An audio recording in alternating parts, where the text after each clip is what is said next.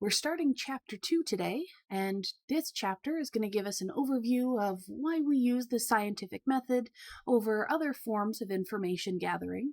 We're going to look at a bunch of different data collection techniques that are really commonly used in psychology, and we're going to cover a bunch of background on how we can look at and analyze that data once we've collected it. As a wrap-up, at the end of the chapter, we'll talk very briefly about ethics, and a lot of these topics are going to be sort of a crash course on what you need to know to understand and discuss and critically look at scientific research. So with all that plan in mind, we're going to start off with just the basics of psychological research, and specifically starting with the potential goals when you're setting out to conduct scientific research. So here we're going to break it down into what are your intentions with the studies you're conducting. So what are you trying to get out of this?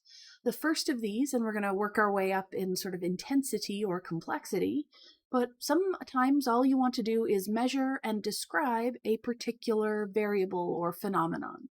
So maybe we want to measure and describe rates of happiness within a group. So how happy are undergraduate students? Once you've done that, or if you maybe want to go beyond just talking about a single measure, maybe we want to go in and talk about understanding and predicting that. So here we would say, okay, happiness might be influenced by course load.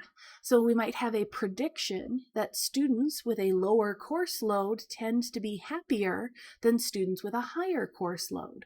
So we can make our prediction there and then run our studies to see if that is correct. Or our third option here is maybe we want to take our understanding of an existing system. So maybe somebody did that study and lo and behold, students with fewer courses tend to be happier than those with more.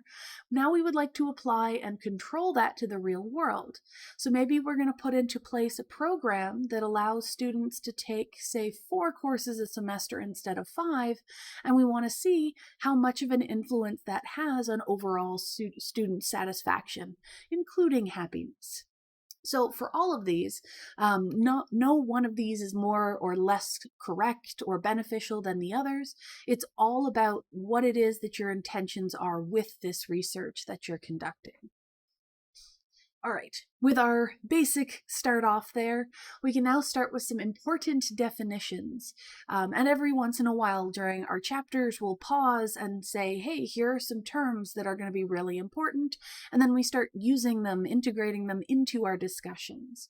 But if you hear me talking about a variable, this is kind of a catch-all term where we're talking about any characteristic that can vary. So height is a variable because people can be taller or shorter. The dose of drugs that an individual receives during a drug trial could also be a variable because they might be in a control group where they don't get any, or they might be in an experimental group where they get a certain dosage. So that varies as well. So like I said, a kind of catch-all term for whatever it is that we're going to be measuring, or in the experimental side, or manipulating. We also want to know an operational definition. So if we have all of these variables, if we are measuring these things to make some kind of conclusion or description, we probably want to tell people what that thing is. Height, you could probably figure out, and you could probably assume that maybe you have a measuring tape and you have measured people's heights. But what if we go back to that idea of happiness? How do we quantify happiness? Our operational definitions are telling everyone else how we've quantified and measured that variable. So specifically, it's defining our variable in terms of the specific procedures that we use to either produce it or measure it. So here is the standardized questionnaire that we use to assess happiness in this group for this particular study. So it is a description in our concrete measurable terms, and this is really useful so that when people are reading our research, they know exactly what it is that we did for each of the measures that we took. And another one of our sort of catch-all terms is talking about data. And this is just our collection of measurements that we've gotten for our study. So it's our set of observations. So if we're talking about the results have been drawn from all of the data we collected. So it can have sort of a generic discussion of here's everything that we're looking at because of our collection methods. All right, we're not done with definitions yet. Next is an important distinction between a theory and a hypothesis. So here, a theory is more of our big picture, broad strokes understanding of a situation.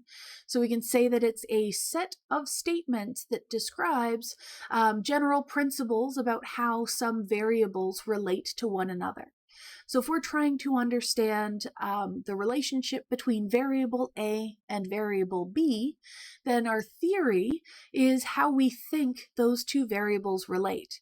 Using our number of courses and happiness in undergraduates, we would say that a lower workload causes students to be happy, or at least that's what we would think.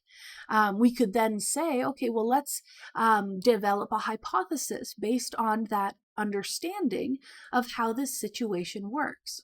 So a hypothesis is actually a specific prediction about which outcomes we would get if we ran some research. And it's all based on the theory that describes the entire situation that we're looking at. So if we think that the number of courses you have influences your happiness, then we could design a study where we manipulate the number of courses and we would predict or hypothesize that if our theory is true, then we would see students given more courses would have a decrease in their happiness, and students who are giving less courses would then see an increase in their happiness. If we find results that match that set of hypotheses, then we've found evidence that supports our theory. If our results don't find the same as what we predicted with the hypothesis, maybe we found that whether students have high or low course loads, they're equally happy or unhappy. In that case, we found evidence that does not support our theory. And in that case, we might have to go back and revisit our understanding of the relationship between those two variables because they didn't behave the way that we had expected with our initial understanding. And that back and forth between our theory and our hypotheses and then our outcomes is actually part of our scientific method, which will have sort of a blatant statement of that with some diagrams a little bit later on. But sticking with important definitions, we might also want to note the difference between participants and subjects. So collectively, if we say one or the other, we're talking about whatever organisms whose behavior we're studying in our research. So this is, say, if we're working with humans, usually the standard is to call humans participants. That's our convention, and you would use subjects if you're working with non-human animals. Not everyone sticks to that convention, but that's pretty much how that works. But yeah, so if we have a human study and we want to look at, can humans perceive the difference between black-capped chickadees and mountain chickadees, which is actually a pretty easy distinction. But if we show them those sounds, get them to click buttons depending on which one they think they've heard, we would say that these are our participants because they are participating in our research, and we are going to be systematically observing their responses to different sounds to make our conclusions for that particular study. I don't really work with humans. Most of my research has been done with black-capped chickadees or with recordings of chickadees. So sometimes I'll use subjects interchangeably, and that's more just force of habit. But the convention is participants are humans and subjects are everything else. And I suppose if we're talking about a theory versus a hypothesis, we should talk about what actually makes a theory a good theory. So what is making this an optimal or a beneficial theory to work from? So the first of these is that our theory should be consistent with prior observations, meaning that we should set up our framework, our base understanding, based on all of the research that's been conducted in this particular area. So what do we know about students and course loads and happiness in general? Have other people conducted studies? Have we seen correlations? Have we talked to students? That's a little bit less sciencey, but we're making use of all the information that we have available to us, and we should use all of that prior research, all of that existing knowledge to set up and design a theory that works with as much of that information as possible. And what that means is that that theory will allow us to generate new hypotheses or predictions that are then supported by the research. So we would anticipate that these predictions should work out the way we think they will if our understanding of that system is correct, if our theory is correct. We would also want our theory to conform to the law of parsimony. You might have also heard this as Occam's razor, where we state that the simplest explanation is the best explanation. And some people think this is a really weird thing to talk about because when you look at scientific theories, some of them are very complicated. So how does that work here? And what this law is telling us is not that the theory has to be simplistic, but that when we are designing a theory, we want to start with the simplest explanation that works for the existing understanding that we have of that system. And then if through follow-up studies, we find that that theory isn't comprehensive, it doesn't cover everything, then we can add more detail as necessary. So we want to start simple and add complexity so that our findings are included or explained within that framework for our theory, but we don't want to add complexity unless it's necessary. So this is more of that systematically adding complexity. Science is all about being systematic, and it's just telling us start simple and build up if you need to. Kind of related to that is the idea of the theory being specific. So not simple, but precise. And so here, as we're adding that extra complexity, we want to make sure that the way that we've described everything within our theory, our understanding should allow us to generate specific precise hypotheses. So we would predict not just that if we change course load, happiness will change, but that increasing one will cause an increase in the other. We would like to be as precise as possible. So whenever we have details that are relevant, they should be integrated. We also want our theory to lead to predictions and hypotheses that are measurable. So this is something that we should be able to quantify. So happiness, we've talked about there being a way to operationalize that concept, and therefore we could use a survey to measure that value. We can also measure by counting the number of courses students have, so that allows us to draw connections between the two. And that actually kind of relates to the last point here, where our theory should be falsifiable. So it has to be something that we can actually test. And in this situation, I always like to use an example where if somebody claims that there is definitely life somewhere else in the universe, well, a piece of evidence that would show that that is true or valid would be to show us an alien species. However, there is no way to show that that is false. There's no way to show the converse, saying that there is no life anywhere. You can't show that something doesn't exist because we can't be certain that maybe we don't have the technology that allows us to detect things, or maybe we can't look far enough away from our planet and all of these other things. So in that case, that statement that there are no other life forms in this universe, that is not something we could falsify. And if you don't have the chance to gather data that could either support or go against our theory, then it's not really something we can test scientifically. So for it to be a scientifically testable theory, then we need to have some evidence that could support or could not support our theory to begin with. And then the last point here is that we would like to establish causality. And out of all of these points, this is the one that has an asterisk, and that's because while our goal is often this intent to show the relationship between our variables, and we would like to know the direction of that relationship. So if we're looking once again at variables A and B, does A cause B or does B cause A? If we can tell which one causes the other, then we have established causality. So if we go back to our students in happiness example, if we see that students with more classes are less happy, are they less happy because they have more classes, or do they sign up for more classes because they are unhappy? So if we want to be able to establish causality, we'd probably have to manipulate their course workload and see if their happiness changes.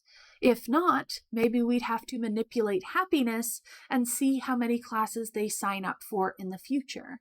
So if we intend to have that directionality in our understanding, we'd like to be able to establish causality.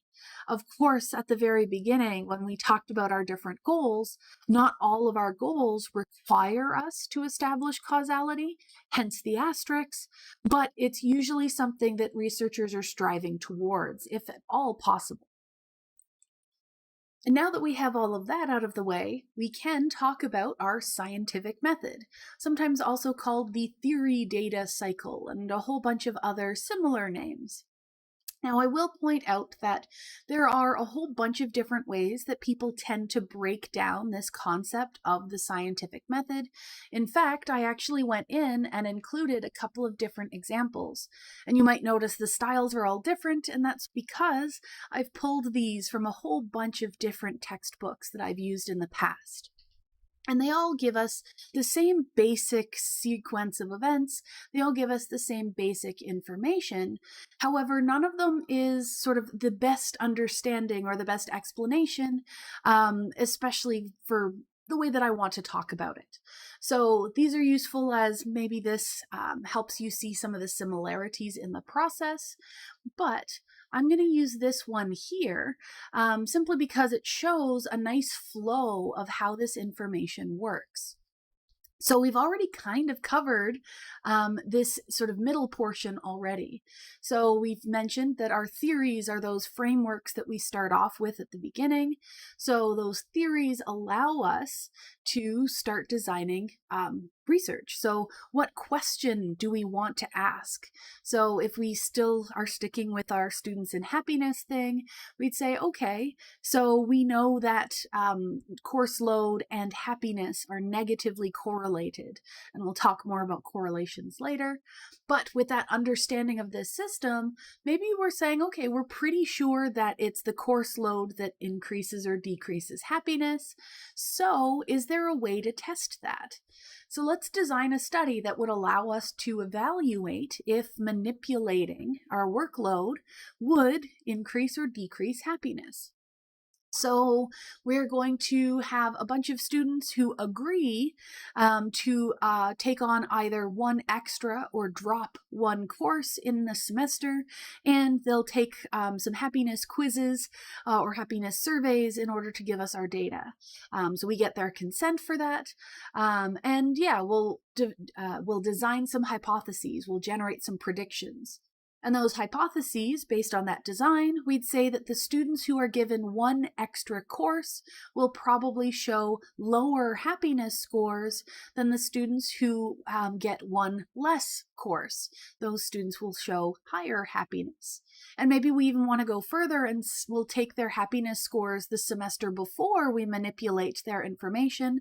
So maybe we'll get their happiness scores at 5 courses, the sort of standard, and then we'll adjust half of them to have 6 courses and then half of them to have 4, and we'll see how their happiness changes. We can set up a bunch of predictions for that, but those would be our hypotheses.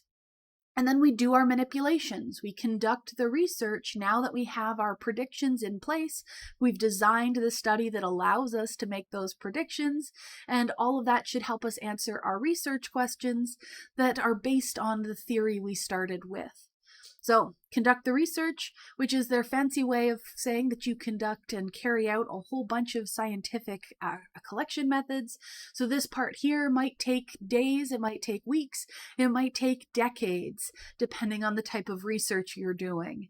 But in the end, we'll have our data. So all of our measurements from whatever we were manipulating and measuring and controlling. And what we do is we look at that data in the end and we say, okay, does this match our hypotheses? Were our predictions correct?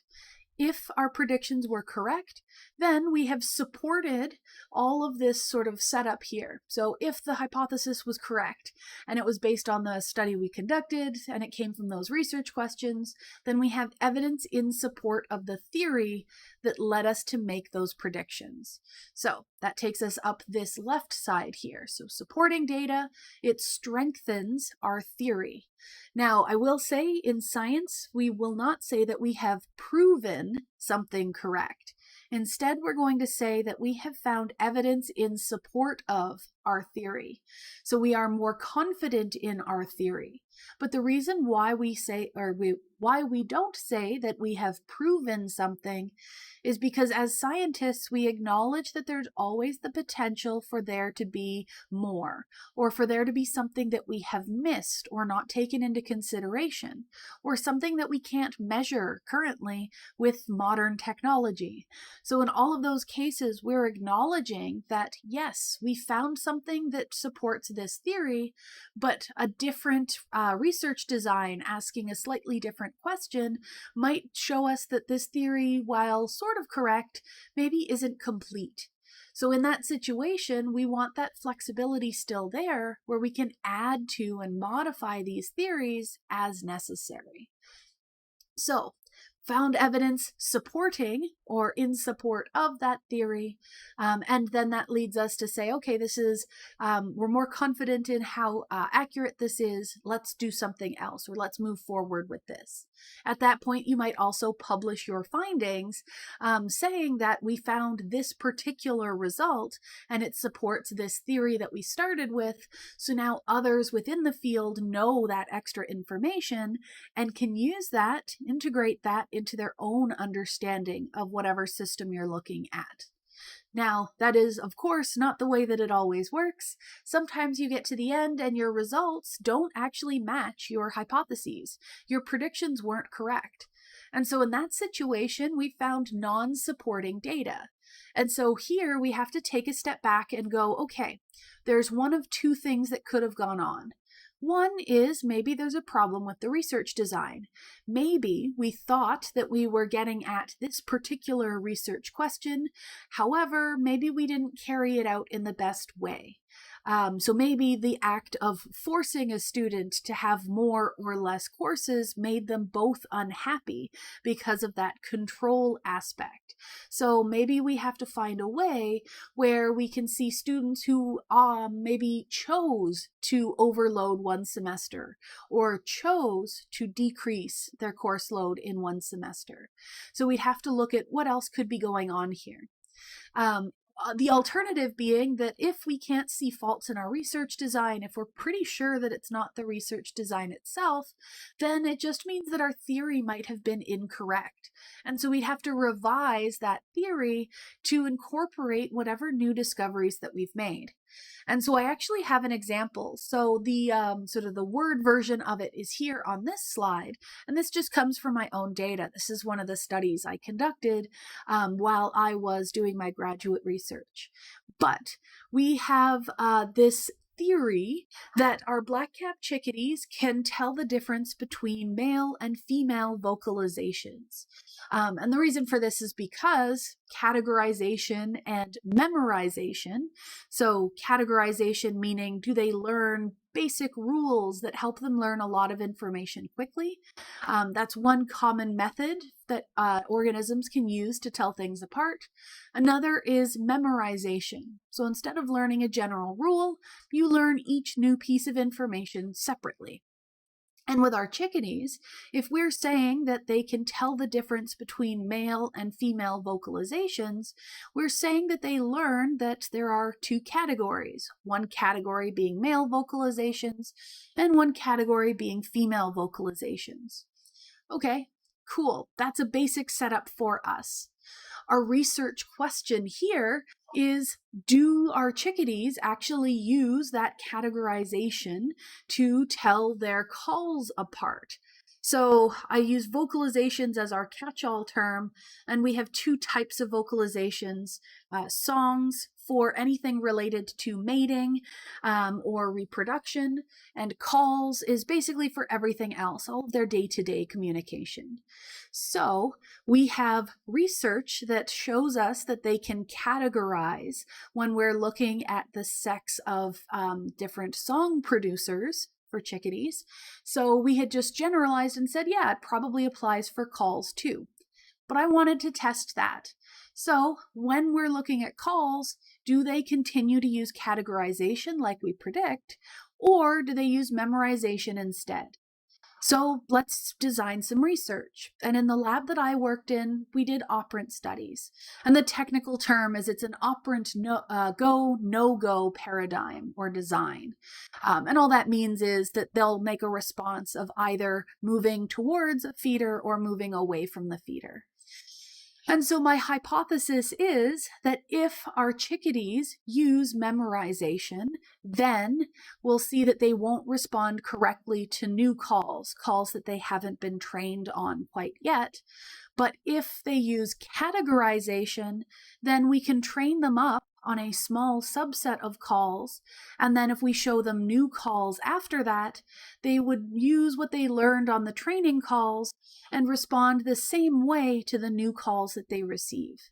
So we have our two possible outcomes where they will either correctly respond to new vocalizations, and we will support our theory and conclude that they use categorization, or they'll end up treating the new calls incorrectly. They won't have learned a rule, and we will say that they relied on memorization instead. And so our data is, how do they actually respond to these new calls when we show them to them? They responded incorrectly. They didn't respond to the rules they should have learned. So we ended up going up this right-hand side of our diagram. But we actually paused here and we said, well, the songs from the original research are very short. They're only 2 notes. But calls, I've seen some that have 30 or more notes in them. And that's a lot of information to remember. So maybe if we shortened those calls, only looked at the first half, where we theorized the information was that they could use to do this discrimination, if we shorten it, that might help. So that's what we did. We reevaluated the design of our study, and we used the same stimuli, but we just shortened them to only use the first collection of notes. And so we ran everything again, same hypotheses, same everything, wanting to see if shortening it helped sort of clear up some confusion.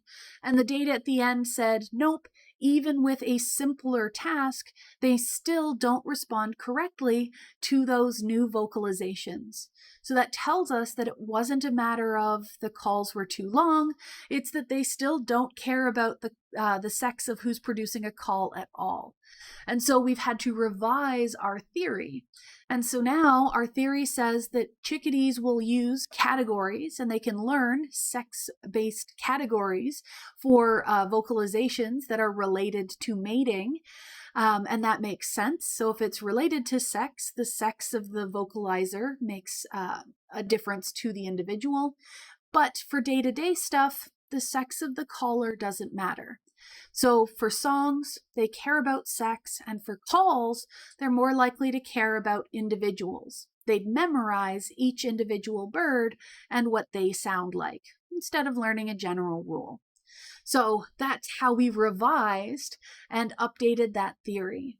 And then you can conduct further research to see if, based on that assumption that they memorize for calls, do we find support for that in some other type of study?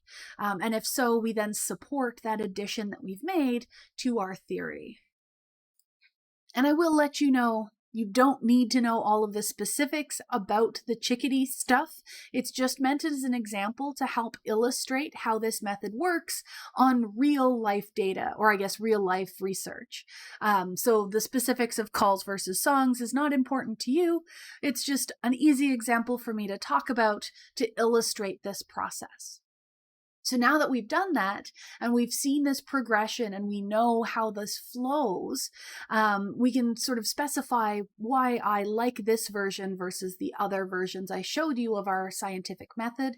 And it's just because this gives us that visual of supporting or not supporting our predictions and therefore the theory that generated them, and seeing that flow through all of these steps. I don't really care about each of these steps as sort of like you need to memorize that there's a theory and a research question and a research design. That's not the point that I'm getting across here. I just like the fact that this shows where we start and how this progresses to the end where we have our results and we interpret those results. I suppose I should also say that even if you get non-supporting data, even if you have to revise your theory or redesign your study, you are still going to want to publish those findings. So even after I conducted my experiment twice, when we finished it up, we actually published that to show people that there was a difference between songs and calls for these types of tasks. So even if you don't support your theory, you still want to give others the information so that they can use all available information for their own understandings of how this system works. But for, say, studying type things, you can actually look at sort of these steps and see if you can find some parallels.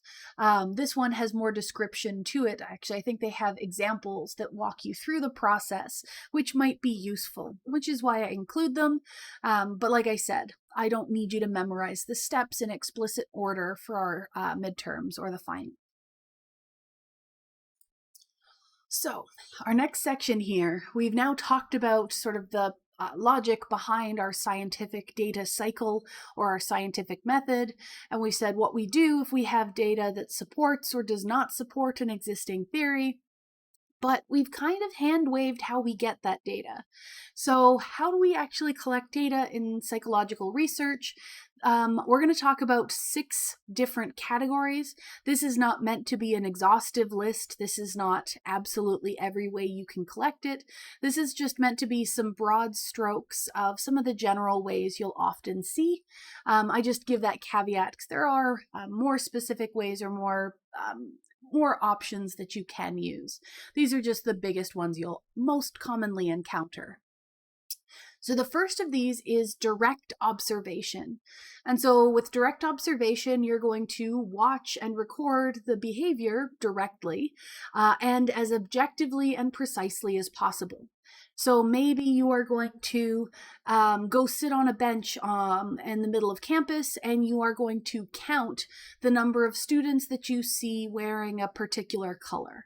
And you're going to do that for 1 hour a day. And you're going to set a specific time when you go, and you're going to have specific criteria on what counts or doesn't count as them wearing a particular color, and so on and so forth. So we have a set of rules so that our observations are precise, and we're going to have all of those standards to make sure that we don't have a lot of influence or a lot of bias from our researcher themselves. This can also sort of be stretched to include things like watching, say, a video recording and making those observations of the behavior. There's a little bit of gray area in between some of these, especially as technology increases. But the basics of it, where you're observing the behavior, you're watching them behave, and then taking notes of it or making counts of it or recording it in some way, that's the point here. You can also have questionnaires, and you'll find sometimes questionnaires and surveys typically get lumped together. If you do research that's in that area, you might have specific ways to separate them out and specific criteria where this is a questionnaire and that is a survey. For our purposes, I just lump them together. But these are a series of written questions that are designed to obtain information about your attitudes, your opinions or some specific aspect of behavior. So you probably get a whole bunch of emails that say, hey, can you take 5 minutes to complete our survey about student satisfaction or about this or that? So these are questions that are just saying, okay, maybe on a scale of 1 to 5, how much do you agree or disagree with this statement? Or how happy are you with this event, or whatever. So you would design, as a researcher, design these questions to try and get at certain things that you want to understand better. So it can allow us to quantify stuff that might have been a little bit more abstract, things like attitudes and opinions. So those are very useful, and that's a very common tool used in psychology. You might also use interviews where you have a face-to-face dialogue.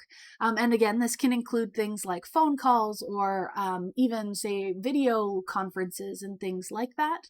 But the distinction that we're making here is that with an interview, these are almost always open-ended, meaning that you ask a question and then the person is free to respond however they see fit to answer that question. This can cause some problems when you're trying to quantify that data, because if somebody is talking to you, how do you turn that into a value? So at least with our questionnaires, we might use something like a Likert scale. On a scale of 1 to 5, how much do you agree or disagree? At least we have a number there. But in an interview, you'd then have to have rules and guidelines to be able to systematically score certain responses. So interviews, while they can be very informative, that open-ended nature can also cause problems if you're trying to do calculations on that data as well. We might also have psychological tests. And this is when we have some standardized measure that we're using to obtain a sample of a subject's behavior. This could include things like, say, an intelligence test, where it's a standardized test that we use to quantify somebody's mental abilities. So that would count as a psychological test. There are a whole bunch of different standardized tests that are common in psychology, and they would pretty much all fall under this category. You could also include things like more behavioral tests. So eventually we'll look at things like looking time paradigms. So that's very common with infants because they can't tell you what is or is not interesting, but they tend to stare at interesting things for longer than boring things. So we can measure their behavior to determine their interest in different stimuli. And again, way more of that in later chapters. We could also have a physiological or neural recordings. So this is when you have some kind of instrument that monitors and records some kind of physiological process in our subject. So a heart rate monitor would be a physiological recording. Neural recordings could be something like an EEG, where we're picking up electrical activity in a particular part of the brain as certain things in the environment change. Lots of different ways we can use those.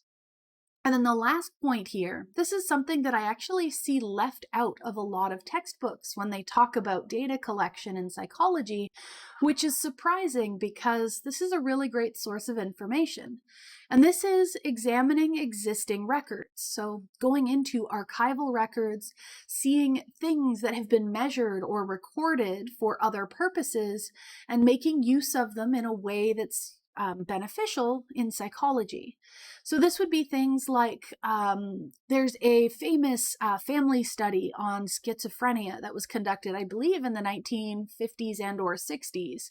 And they went to Ireland and they looked at a bunch of family trees, and they also looked at medical records. And they wanted to see if individuals who were hospitalized with schizophrenia-like symptoms, if there was a likelihood for there to be clusters of those within families. So if you find one person in a family with those symptoms, are you going to see more others with those symptoms? And are those odds higher than if you just looked at a family that no one else has those symptoms? And they found very quickly that those symptoms run within families. They tend to co-occur far more often, which gave us hints that there was a genetic component to schizophrenia long before we could actually conduct conduct any kind of actual gene studies, and in fact, decades before that possibility.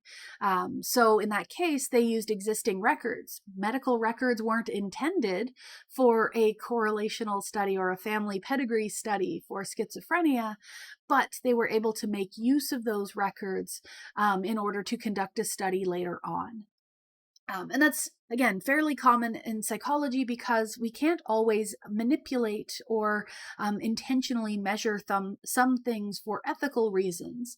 So sometimes you have to make do with what's available, and archival records are a great source of that. Which brings us to our next little section here, and this is actually our outline of the next few topics we're going to cover. We're going to talk about 3 types of research: descriptive research, correlational research, and experimental research. And so descriptive research is actually going to line up nicely when we look back on our sort of goals of psychological research slide at the very beginning.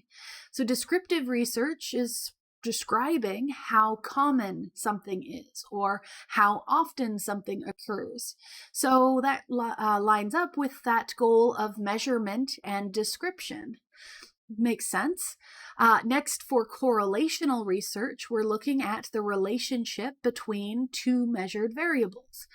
So if X changes, how does Y tend to change? And in those cases, we're understanding that relationship between those 2 variables, and we can use correlations to predict future outcomes.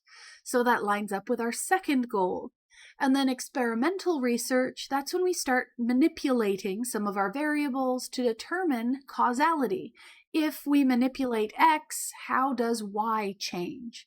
So this is when we take our existing understanding of how that system works, and we can apply it. We can actually carry out these experiments to see if we can manipulate this situation, which is sort of tying into our third goal of psychological research. So that's why we talked about different things we might be considering, because if those are our goals, if those are our intentions, each of them has a different way to be evaluated.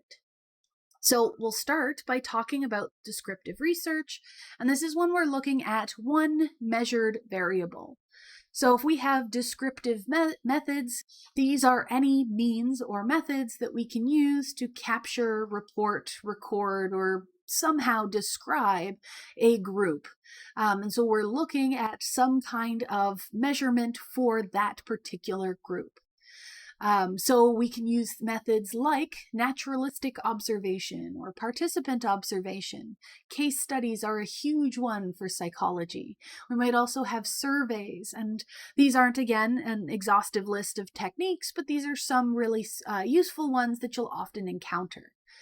And we'll talk about each of those in a minute, but all of these conclusions would be based on a single measured variable. So here is the average happiness for students in their first year of undergraduate. Sometimes people will group descriptive research in with correlational research, and we'll see that correlational research looks at a relationship between 2 measured variables. So because both descriptive and correlational only work with measured variables, sometimes they get sort of squished together. But I like separating them out because of our 3 different sort of goals with psychology. That's why I'm considering them separately here. But they do both use measured variables, so they are similar to one another. So, what is naturalistic observation? This is when you're observing an individual's behavior without manipulating or controlling any variables in that environment. So you're going to their natural habitat and watching how they behave under normal conditions. So an example would be Jane Goodall going into the jungles to watch gorillas. And her practice actually brings up some of our considerations with naturalistic observation. When she first went in and sort of sat near the gorillas, they were worried about her. They weren't sure if she was a threat to the group. And so their behavior changed when she appeared. So we actually experience something called reactivity, where they've adjusted their behavior so it's no longer natural. To get around this, she sat there and waited until they acclimatized or got used to her presence. And after a few weeks, once they knew she wasn't a threat, they resumed their normal behaviors. And then she started her observations. So you have to account for that reactivity. This is really useful because it gives us very representative understandings of the behavior in the real world. Issues being no control over behavior, the possibility for that reactivity. Related to that, you can also run into something called demand characteristics. And this is when people change their behavior because they're being observed. So specifically, they'll often change their behavior so that they're either behaving the way that they think they're supposed to behave, or maybe they're going to change their behavior so that they look better to the person who's observing them. An example of that would be you're driving along down one of the main streets and a police car pulls into the lane next to you. So it's two lanes, you're both going about the speed limit, but maybe you've slightly adjusted your posture. Maybe you now have both hands on the steering wheel, and maybe now you are certain that you are just under the speed limit, whereas before you might have been less concerned about that. But the appearance of somebody who might be watching and judging your behavior has caused you to adjust your behavior. So in that situation, those changes are demand characteristics. So that's one of those reasons why you might have to wait or try and hide the presence of the observer. So we do have some issues here in addition to our demand characteristics and reactivity. We have no control over which behaviors happen and when. We are not able to sort of tell them to repeat a behavior and keep it natural. And it's also very difficult to determine exactly what it is that caused that behavior to occur. Did the gorilla get up because their legs are tired from sitting there, because they've picked up all the food in that area, or because they just want to go and hang out with somebody else? We can't be sure because we haven't controlled anything else in that environment. And another downside is this requires very long periods of observation, and especially when we're looking for very, very rare behaviors, you can spend long periods observing and not observe what it is that you're looking for. So for those rare and not often occurring behaviors, you might never end up seeing them. And if you see them once, they might never reoccur during your observation periods. So we have to keep those limitations in mind. Closely related to that is participant observation. And this is when our researcher would interact with our population of interest. So I guess go with my usual example, which is undercover shoppers. So these are people who are hired to pose as customers in stores, go in, pick up a few items, buy the items, and leave. But while doing so, they're evaluating things like, how did the staff treat me? What did the store look like? What was the purchasing process like? So the participants, these people who are involved in collecting that data, are taking on a role to get a feel for the situation from the inside. So you're going to become a member of a particular group, and you are then going to learn about how those individuals experience the world. So it gives you insight from those participants' perspective.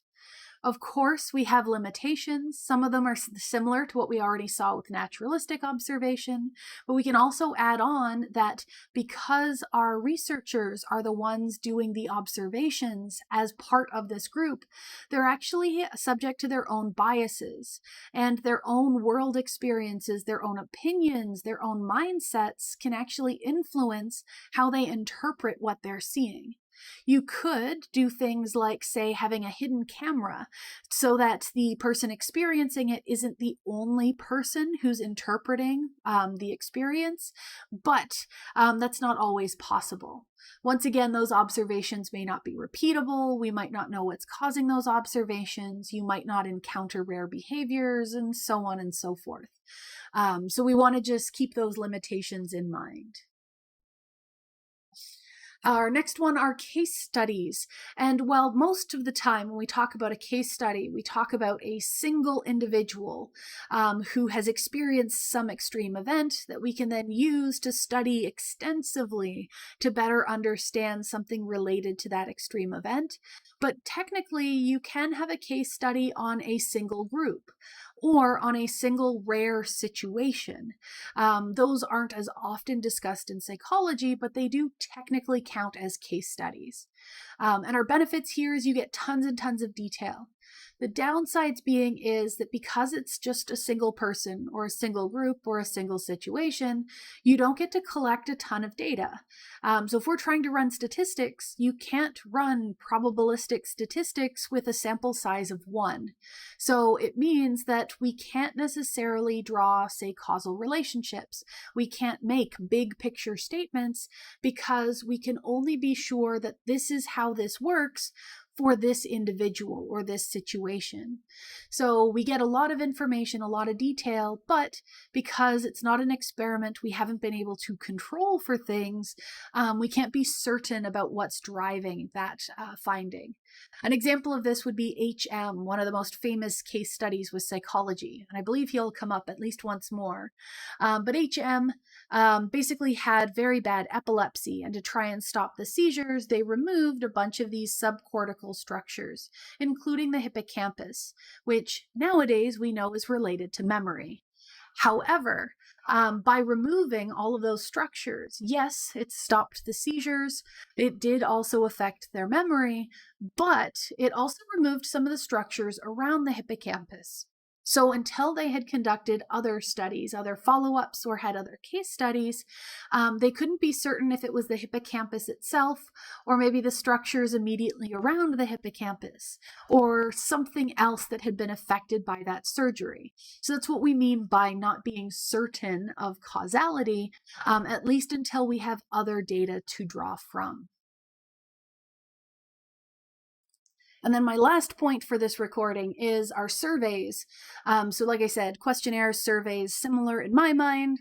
And these are questions that are designed to extract specific information from a group of individuals. So some of the benefits here is that these are fairly easy to administer, and you can administer them to very large groups. So you generate one of those Google polls where you have all these questions and people can select a bunch of responses, and you email it out to everyone in the mailing list of the department you're working with. And then you can collect however many people respond to that survey. Of course, we have our downsides for this, though. There's the potential for bias. Bias on the side of the researchers, because we might design or ask questions in a leading way or in an ambiguous way. And in those cases, we can influence responses and not necessarily in a good way. You can also have bias on the side of the participants, where maybe they want to make sure that they look good, or they don't want to admit that they engage in sort of frowned upon behaviors or whatever. So once again, we have that adjustment of behavior to match what they should do. Okay, and I think I said everything else. Effective way to gather lots of information, easy to administer, subject to bias. And I guess on top of that bias on both sides, especially with the participants, we're never certain that the participants are telling the truth. So they could be adjusting their behavior based on what they expect you want them to do. They could be adjusting so that they look better to society, or they might just be wanting to mess around and give you incorrect responses. So we have to have ways integrated to sort of test for things like that. So there's some methods around that if you ever end up doing research that involves surveys.